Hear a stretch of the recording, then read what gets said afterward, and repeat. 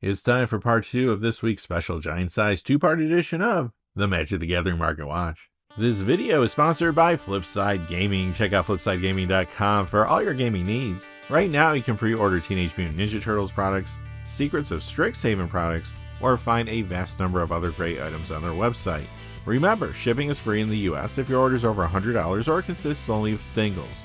Just look at the description or comment section below for direct links to their site.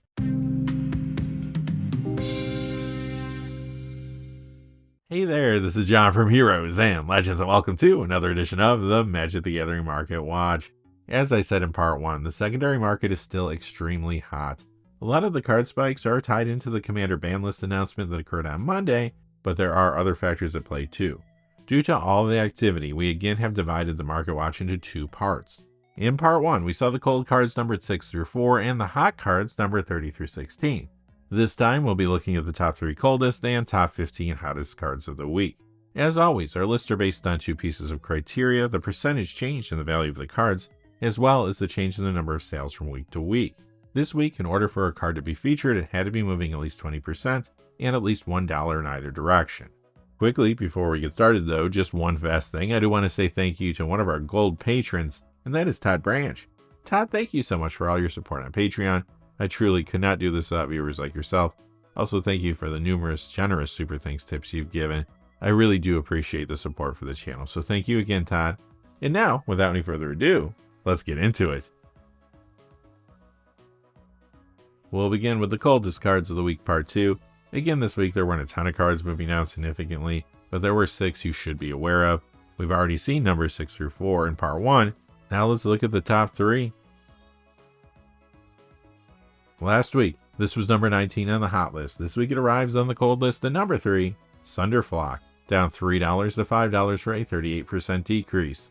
This spiked aggressively last week, mainly because there were 4 copies of Sunderflock in the Is It Elementals deck that made the top 8 approach where Lorwyn Eclipsed. It has also been appearing in several other standard decks, and it's another card that many have been getting to upgrade the Lorwyn Eclipse Dance of the Elements commander deck. Others have been picking it up for fresh commander builds around both Ashling the Limitless and Massive Mysteries from there. However, a lot of packs of Lorwyn Eclipse have been opened, and even though Sunderflock is a great card, there's a lot of copies of it flooding the marketplace currently, so its price moves down this week.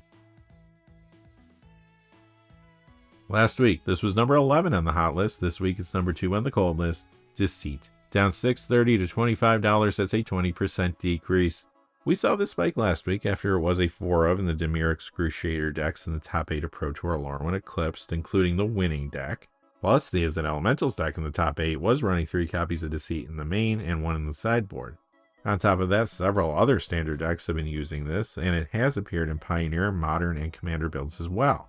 In Commander, it's another card that players have been getting to upgrade the Lorwyn Eclipse Dance of the Elements deck, while others have been using Deceit in new builds around Ashling the Limitless from there.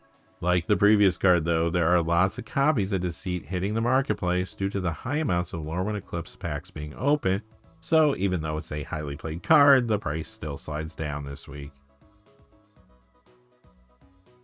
And number 1 is Lifeline, down $12.14 to $43.99, that's a 22% decrease. This reserve list card started to heat up a couple weeks ago because some speculated that players may want to use it in commander decks around Rat King Verminister, which was one of the Teenage Mutant Ninja Turtles cards that was accidentally revealed over Lorwyn Eclipse pre-release weekend. This week, Lifeline retracts some though as more copies enter the marketplace. We'll have to see if the card moves up again when we get closer to the release of the Turtle set. Now it's time for the main event, the top 15 hottest cards of the week, starting with number 15. Griselbrand, the Innistrad Remastered copy is up $361 to $735, that's a 97% increase. The Modern Masters 2017 copy is up $423 to $874, that's a 94% increase. And the original Avacyn Restored one is up $441 to $943, that's an 88% increase. This is found in Modern Neobrand and Goryo's Vengeance decks. It's also known to appear in 1v1 dual commander builds around Emid Selchun Sundered. Those decks aren't why this is spiking now though. Monday, we got that commander update, and this was not unbanned in the format. However, Gavin Verhey talked extensively about Griselbrand and how that it might be okay in bracket 3 or above. This led to speculation and the price spike you see here. Number 14, Torpor Orb. The Outlaws of Thunder Junction, the Big Score subset copy goes up 364 to 1143. That is a 47% increase, and keep in mind that is a harder pull than a normal Outlaws of Thunder Junction card in a pack. And the new Phyrexia copies up 448 to 1357. That's a 49% increase. So this is spiking mostly because it became a big standard sideboard card. It especially hurts the popular elemental builds. In fact, at Pro Tour Lorwyn Eclipse, this appeared in the sideboards of half the decks in the top 8, including Jeskai Control, Izzet Lessons, and the 2 Dimir Excruciator builds, one of which came in first place. You see this in sideboards of other decks in the format too, like Mono Green Landfall, Jeskai Artifacts, Boros Manufacturing, and sometimes Gruul Landfall. Plus Torpor Orb shows up in other formats too. In Pioneer, it's in the sideboard of Rakdos Goblins. Over in Modern, it's found in sideboards of Eldrazi Tron, Through the Breach, and Lantern. This also gets Legacy play in Stifle Not main decks, and sometimes in the sideboard of Mono Black Pox. But wait, there's more. In 1v1 Dual Commander, you see it in builds like Lightpaw's Emperor's Voice and Catcher Most the New Dawn, for example. Meanwhile, in regular Commander, it appears in builds like Magda Brazen Outlaw and Urza Lord High Artificer. Again, though, standard is the key driver for the price spike you see here. Number 13 is Sliver, Grave Mother, up 479 to 1866. That's a 35% increase. This is the foil copy from the Commander Master Sliver Swarm deck. It's a fairly popular commander, and you see it in the 99 of Sliver builds around cards like the first Sliver and Sliver Overlord, for example.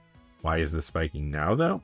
Well, Lorwyn Eclipse brought a lot of changelings, as well as cards that happen to be great in these Sliver builds. A few examples include Bloodline Bidding, Chomping Changeling, Chronicle of Victory, Gathering Stone, and Abundant Countryside. Moving up 4 spots this week to number 12, Mudslide, up 508 to 1695. That's a 43% increase. This reserve list card was featured on last week's MTG Goldfish Commander Clash podcast, which introduced it to a whole new audience, and copies began to dry up. Of course, then the price began to go up. I would imagine that lots of copies of this will come out of the woodwork once people see the price spike, and at that point it should stabilize some.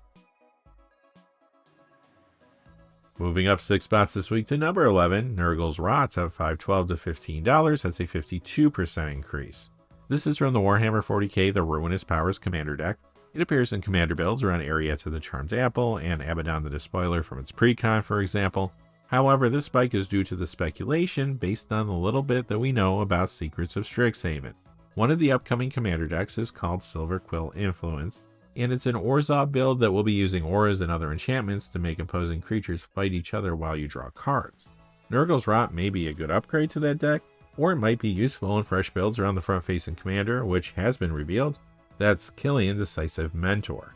Now, since Nurgle's Rot is a Warhammer 40k themed card, it's pretty safe to say there isn't a reprint coming in the near future, and that's why many are comfortable specking on it now. Coming in at number 10, Lutri the Spell Chaser. The Ikoria Lair of Behemoths copies up 580 to 625. That is a 1,289% increase. And the March of the Machine Multiverse Legends copy is up 735 to 775. That is a 1,838% increase if you're doing the math at home. I'll cut to the chase here. On Monday, this was unbanned in Commander. Now, they did say that you cannot use it as a companion, but other than that stipulation, this is free and clear. It's not on the Game Changers list. Once the news came out, the card immediately dried up and spiked. I'm already seeing some players trying it out as a commander and in the 99 of some different builds.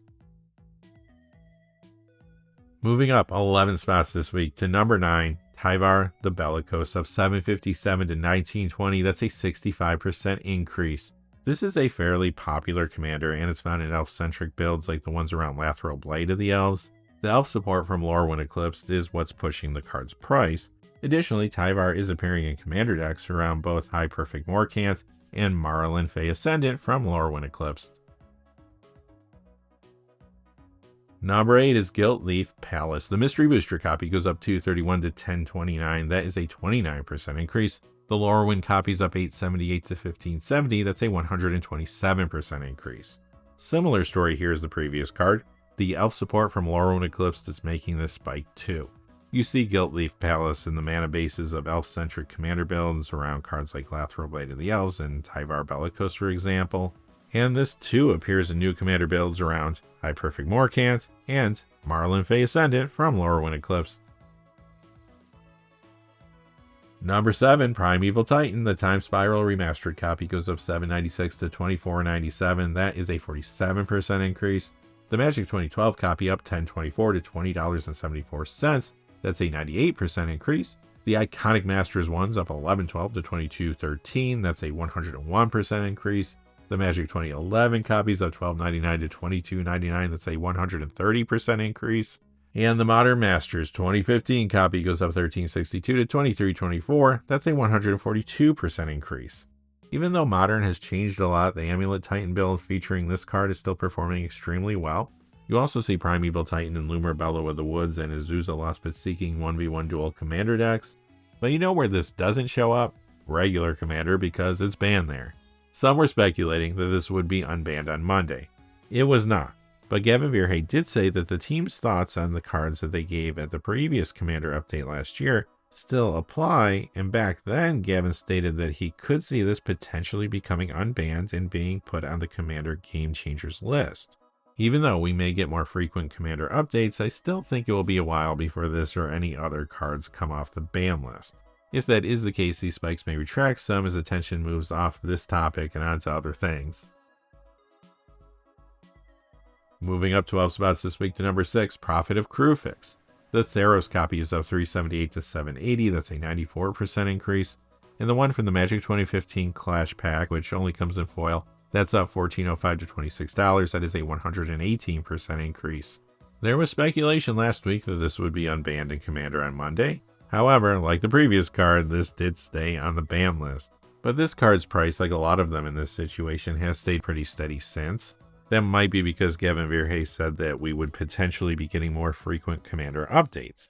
And as I mentioned a moment ago, he did say that the team's thoughts on all these banned cards that they gave last year are still relevant today. So what was said about this one?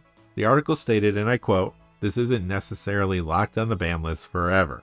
Now that doesn't sound like a card they're anxious to unban to me, but time will tell. Alright, quickly before we get to our top 5, just a fast reminder, this video is sponsored by Flipside Gaming. Check out flipsidegaming.com for all your gaming needs. Right now you can pre-order Teenage Mutant Ninja Turtles products there. You can also pre-order Secrets of Strixhaven products, or find any number of other great items on their website, Magic related or otherwise. Remember, if your order is over $100 or consists only of singles, shipping will be free in the United States. And if you're looking for a direct link to their site, just check out the description or the comments section below. I do have links posted in both of those places. And now, without any further ado, let's get to the top 5. Moving up 5 spots this week to number 5, Biorhythm. The Onslaught copy is up $22.94 to $42.93. That is a 115% increase. The 9th edition copy goes up $24.16 to $45.64. That is a 113% increase. This has been known to see some play in pre-modern Elves decks, but pre-modern is responsible for the spike this time. Biorhythm was one of the cards that actually was unbanned in Commander on Monday, and since then it has been spiking aggressively. Now, it was placed on the Game Changers list, but I am already seeing many players trying this in different Commander builds. I'm curious to see how much play this gets in the weeks to come. Number 4, Iona Shield of Emeria. The Zendikar copy goes up $9.51 to $15. That is a 173% increase. The Modern Masters 2015 copy goes up $25.28 to $30.36. That's a 498% increase. This appears in the sideboard of Modern Indomitable Creativity, but Modern's not the key driver for this spike. Here we have another card that is banned in Commander. However, Gavin talked at length about this one in the Commander update on Monday. He said that Iona was very close to being taken off the ban list, but ultimately, the team decided to get more feedback from the community first. That's all it took for speculation to take off and for Iona's price to spike aggressively. Number 3, Aluren up $28.06 to $97.48. That's a 40% increase. Aluren Legacy builds have been around for a long time, but the format causing this reserve list card to spike is not Legacy, it's not even Commander, it is pre-modern. Some players and speculators think the 5-color and Sultai Aluren builds will see more play now that Parallax Tide has been banned in the format, so Aluren is spiking aggressively this week. It is also seeing some additional Commander play now around a card from Lorwyn Eclipsed. That card is Doran Besieged by Time, However, again, it's pre-modern that's truly causing Aloran to spike. Moving up 6 spots this week to number 2, Rafellos Llanowar Emissary up 31.43 to 98.39. That is a 47% increase. This reserve list card is currently banned in Commander, so you know what's going on here. It was spiking last week and early this week leading up to the Commander ban list update. In the end, it stayed on that ban list. Like I said though, Gavin Verhey did reference what was said last year about the ban cards. So what was said about Rafellos there? The article said that someday maybe this could become unbanned as part of the 99, but stay banned as a Commander. Again, I do think all these banned Commander cards will cool off some after time passes. The market tends to have a short memory. And finally, coming in at number 1, Mana Crypt. The Eternal Masters copy up $16.79 to $68. That's a 33% increase. The Mystery Booster copy goes up $21.48 to $69.55. That's a 45% increase. And the Double Masters copy goes up $37.36 to $89.99. That's a 71% increase. This is a big vintage card found in decks like Lurrus Paradoxical Outcome, Breaker Shops, Mono White Initiative, Jewel Shops, Sphere Shops, Lurrus Breach, Oath of Druids, Regular Paradoxical Outcome, and Tinker. Vintage isn't the key driver behind this price spike though. Again, this is a card that's banned in Commander, which moved up in price leading up to Monday's ban list update. Mana Crypt of course remains banned, but again it is important to note what was said about the card last year since Gavin Verhey did say those notes are still relevant. Last year, Gavin said that they will revisit Mana Crypt in the future, but if any fast mana card was unbanned, it would most likely be Jeweled Lotus over something like this. I don't see this one getting unbanned anytime soon, and I would expect the prices to cool off some in the coming weeks.